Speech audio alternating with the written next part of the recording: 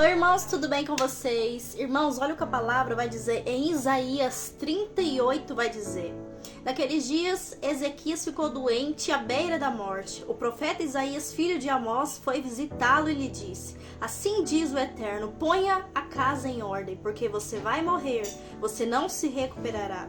Ezequias virou o rosto para a parede e orou ao Eterno: lembra-te, Altíssimo, de como tenho te servido com fidelidade e com devoção sincera, e tenho feito o que tu aprovas. E Ezequias chorou amargamente. Irmãos, aqui nessa passagem nós vemos que o profeta Ezequias ficou doente.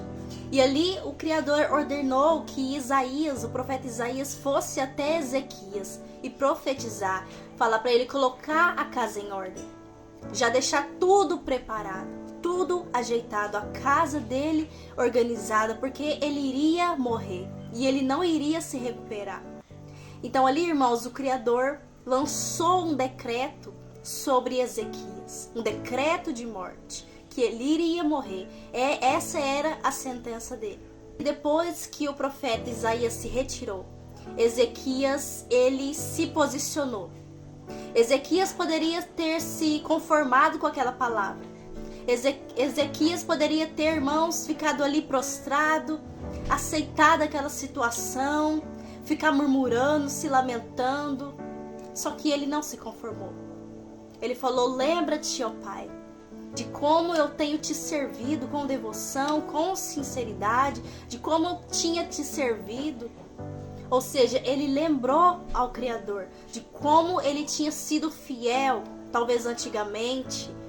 Então ali ele chorou amargamente, ele se prostrou, ele virou o rosto para a parede e ele orou com todo o coração ao Criador. E olha o que diz aqui, irmãos, no versículo 4 mais abaixo: então a palavra do Eterno veio a Isaías: vá dizer a Ezequias, assim diz o Eterno, seu Elohim, de seu antepassado Davi: ouvi a sua oração e vi suas lágrimas. Acrescentarei 15 anos à sua vida. Eu livrarei você e essa cidade das mãos do rei da Assíria. Aqui, irmãos, nós vemos que depois que o profeta Ezequias se posicionou na presença do Criador, ele se arrependeu, ele se lamentou, ele se humilhou. Então ali o Criador olhou para o coração de Ezequias.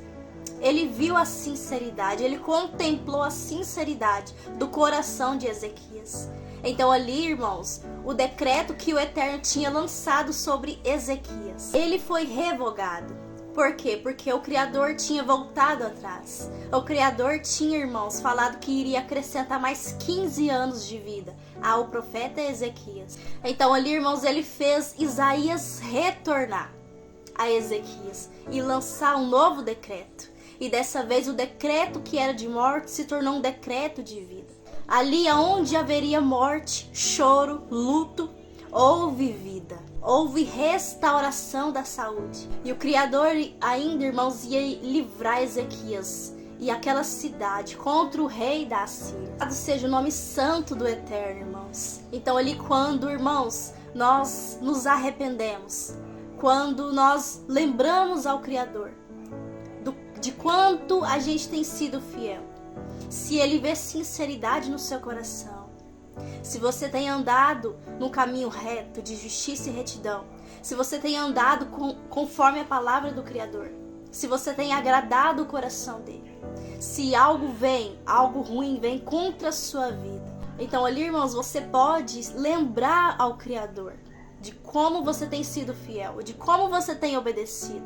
E quando, irmãos, vem um decreto sobre a sua vida, um decreto de morte, de doença, para que haja perca, haja luto, destruição sobre a sua vida, sobre a sua casa.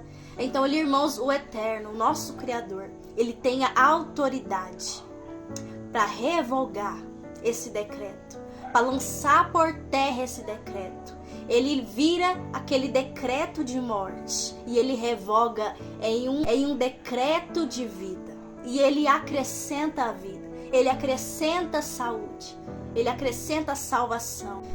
Então, meus irmãos, se você tem andado conforme a palavra do Criador, se você tem o agradado o coração dele, e alguém lançou um decreto sobre a sua vida, alguém lançou algo sobre a tua vida, para que haja perca, para que haja morte, destruição sobre a sua vida, sobre a sua casa. Se você tem agradado ao Eterno, Ele revoga esse decreto e Ele te dá vida, Ele te dá salvação, Ele te dá livramento, porque Ele peleja em seu favor, Ele luta por você. Amém?